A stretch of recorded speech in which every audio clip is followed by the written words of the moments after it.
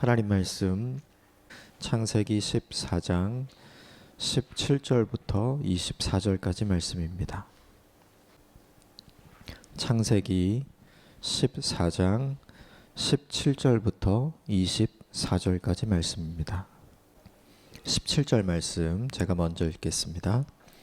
아브라함이 그돌라오멜과 그와 함께한 왕들을 쳐부수고 돌아올 때 소돔 왕이 사회 골짜기 곧 왕의 골짜기로 나와 그를 영접하였고 살렘 왕 멜기세덱이 떡과 포도주를 가지고 나왔으니 높으신 하나님의 제사장이었더라. 그가 아브라함에게 축복하여 이르되 천지의 주제시요 지극히 높으신 하나님이여 아브라함에게 복을 주옵소서. 너희 대적을 내 손에 붙이신 지극히 높으신 하나님을 찬송할지로다 하매 아브라함이 그 얻은 것에서 10분의 1을 멜기세덱에게 주었더라. 소돔 왕이 아브라함에게 이르되 사람은 내게 보내고 물품은 내가 가지라. 아브라함이 소돔 왕에게 이르되 천지의 주제시요 지극히 높으신 하나님 여호와께 내가 손을 들어 맹세하노니 내 말이 내가 아브라함으로 치부하게 하였다 할까 하여 내게 속한 것은 실 한 오락이나 들매끈 한 가닥도 내가 가지지 아니하리라.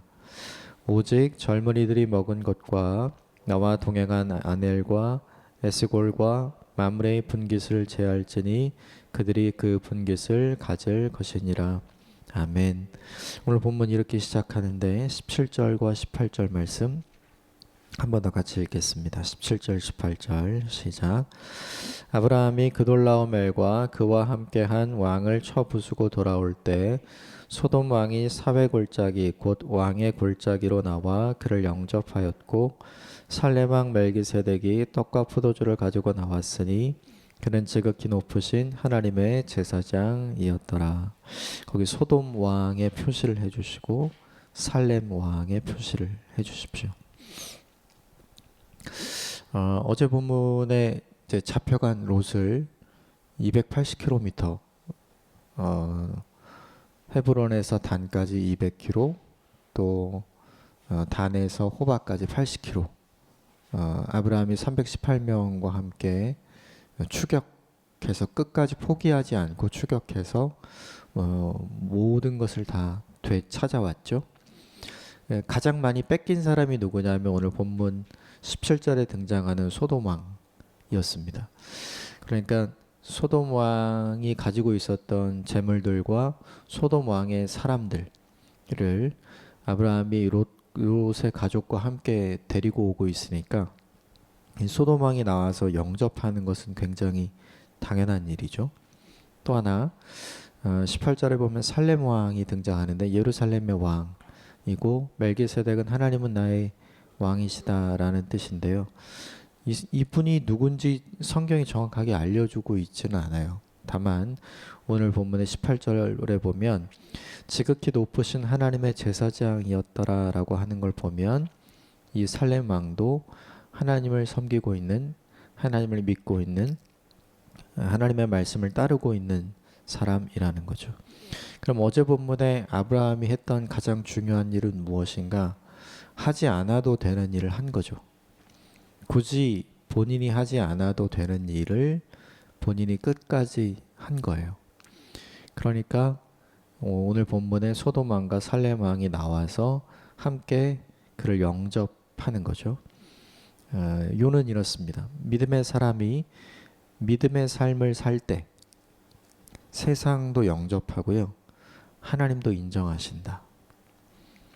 같이 한번 따라해 주시겠습니까? 믿음의 사람이 믿음의 사람으로 살 때 세상도 영접하고 하나님도 인정하신다.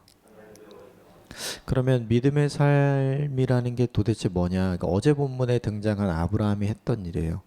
굳이 하지 않아도 되는 일을 꾸역꾸역 끝까지 해내는 거. 이게 뭐냐 하면 아브라함이 어제 했던 믿음의 사람으로서의 행동인 거죠. 아브라함이 했던 일이 생각만 한 게 아닙니다. 행동으로 실천했던 거죠. 이 두 가지 일을 하는 것이 믿음의 삶으로 살아가는 믿음의 사람의 삶에 나타나는 내용인 거죠. 롯을 구해야 되겠다, 되찾아와야 되겠다 이렇게 생각만 하고 움직이지 않았던 것이 아니라 이야기를 듣자마자 바로 출발해서 끝까지 포기하지 않고 그 일을 해내잖아요. 그리스도인이 그리스도인답게, 성도가 성도답게, 교회가 교회답게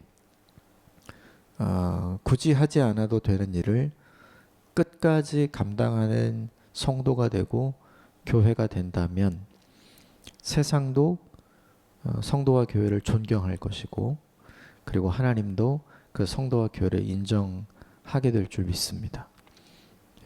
이 삶을 잊지 않으시면 좋겠어요. 그래서 어제 본문에 아브라함이 되게 잘한 일이 있었죠. 318명과 함께 쫓아간 거 되게 잘했는데 같이 가자고 할 때 같이 갈 수 있는 사람들이 있었잖아요. 그것은 무슨 의미냐면 아브라함이 믿을 만한 사람이었다는 의미가 되거든요. 결국 우리가 어떤 삶을 살아야 되는지 이 본문이 우리에게 보여줍니다. 그 삶을 살아내시기를 주님의 이름으로 축복합니다. 19절 같이 읽겠습니다. 시작. 그가 아브라함에게 축복하여 이르되 천지의 주제시요 지극히 높으신 하나님이여 아브라함에게 복을 주옵소서. 살렘 왕 멜기세덱이 하나님께 축복하면서 기도하는 장면이죠. 아브라함에게 복을 주옵소서. 거기 아브라함에게 복을 주옵소서 이렇게 밑줄을 그으시고, 아브라함 대신에 여러분이 축복하기를 원하는 사람의 이름들을 넣어보시면 좋겠어요. 오늘 하루를 사시면서 지극히 높으신 하나님 땡땡땡에게 복을 주옵소서 이렇게요. 복은 좋은 거잖아요. 우리 모두 받기를 원하는 거고, 그러나 성경이 우리에게 가르쳐주는 게 있죠. 주는 것, 그것이 받는 것보다 훨씬 더 좋은 것이다. 축복을 받는 것도 중요하지만 축복을 하는 사람이 되는 것도 중요합니다. 그래서 오늘 하루를 사시는 동안 생각나는 사람들의 이름을 이렇게 넣어가면서 하나님 그에게 오늘 하루 복을 주십시오, 이렇게 축복하고 기도하는 삶을 사셨으면 좋겠습니다. 20절 같이 읽겠습니다. 20절 시작. 너희 대적을 내 손에 붙이신 지극히 높으신 하나님을 찬송할지로다 하매 아브라함이 그 얻은 것에서 10분의 1을 멜기세덱에게 주었더라. 거기 지극히 높으신 하나님을 찬송할지로다, 거기 밑줄을 그어주시고 표시를 좀 해주십시오. 원문 번역을 하면 이게 명령형으로 되어 있어요. 지극히 높으신 하나님을 찬송해라. 그러면 뭐 하고 있었다는 거예요? 찬송 안 하고 있었다는 거가 되거든요. 그러면 아브라함이 처음부터 그러진 않았겠지만 이제 승리를 하고 그 많은 사람들을 찾아서 돌아오면서 아브라함이 생각했던 것은 뭐냐면 이거예요. 같이 한번 따라해 주십시오. 잘했어. 이거 잘했어. 이거 자기한테 하는 거죠. 자기한테 스스로 잘했다고 이야기하는 거죠. 그런데 멜기세덱이 알려주는 건 뭐냐면 아브라함 네가 잘해서 승리를 얻은 것이 아니야. 하나님께서 이 전쟁에서 승리를 주신 것이야. 요걸 알게 하는 거죠.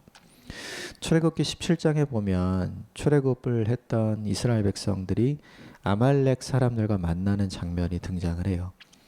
거기에서 우리가 기억하는 가장 유명한 내용은 뭐냐면 모세가 아론과 훌과 함께 산 위로 올라가서 손을 들고 기도하는 것.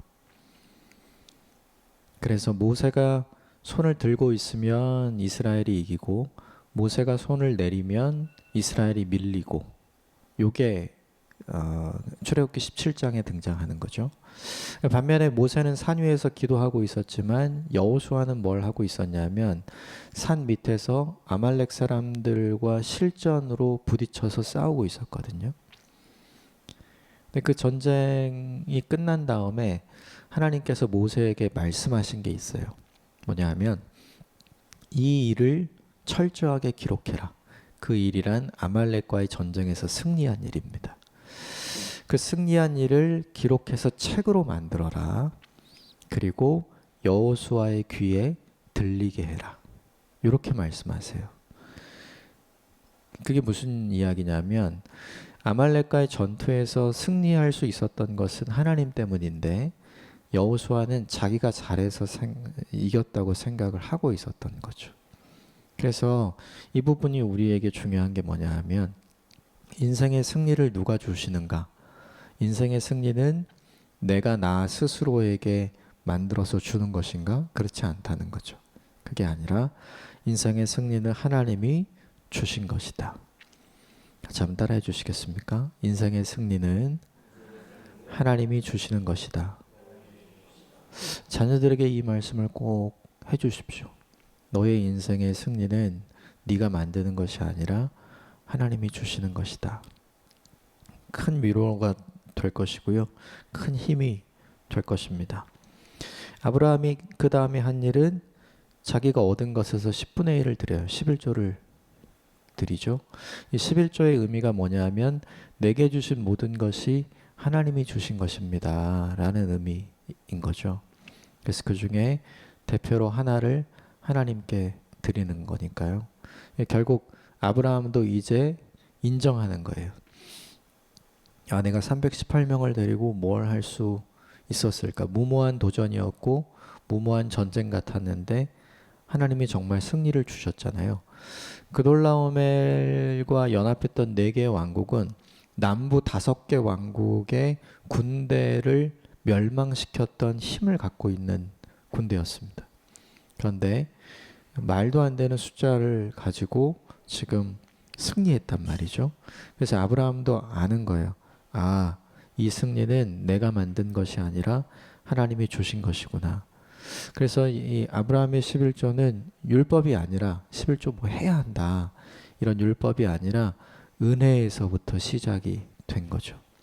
그래서 11조는 율법이 아니라 은혜이고 그리고 은혜로부터 시작된 감사입니다. 21절 같이 읽겠습니다. 21절 시작. 소돔 왕이 아브라함에게 이르되 사람은 내게 보내고 물품은 내가 가지라. 사람은 나에게 보내고 물품은 너 가져라. 이렇게 얘기하는 거 보니까 되게 휴머니스트인 것처럼 보여요. 사람 귀하게 여기는 사람처럼 보이는데 사실은 그렇지 않습니다. 사실은 그렇지 않고요. 물품은 내가 가지라. 이게 무슨 뜻이냐면 너 지금 이룬 모든 일을 네가 한 거야. 그러니까 그거 네 마음대로 해도 되는 거야. 멜기세덱은 하나님을 찬양하라 라고 얘기했죠. 그러니까 아브라함에게 하나님을 생각나게 하는 사람, 그 사람이 누구냐면 멜기세덱입니다.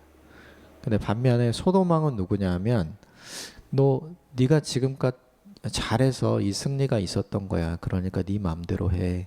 소돔 왕은 내 능력을 생각나게 하는 사람인 거죠. 우리 주변에 이 두 종류의 사람이 다 있습니다. 만나서 이야기할 때마다 하나님을 떠올리게 하고 하나님을 기억하게 하는 사람이 있는가 하는 반면에 반대로 만날 때마다 자신 이야기만 하고 그 다음에 상대방 이야기만 하는, 그래서 그와 대화하는 도중에 하나님은 없어지는 이런 사람들이 있거든요. 그러니까 어떤 사람들이 내 옆에 있는가를 잘 생각해 보십시오. 그리고 누구와 가까이 하는 것이 하나님이 기뻐하시는 일인가 생각해 보십시오. 또 하나, 그렇다면 나는 어떤 사람인가? 나는 멜기세덱과 같이 하나님을 기억나게 하는 사람인가? 아니면 나는 사람이 온전히 드러나도록 이야기하는 사람인가? 스스로에게 점검하면서 적용해 보셨으면 좋겠습니다. 아브라함은 이 유혹에 넘어가지 않았어요. 이렇게 답을 합니다. 22절, 23절 같이 읽겠습니다. 시작.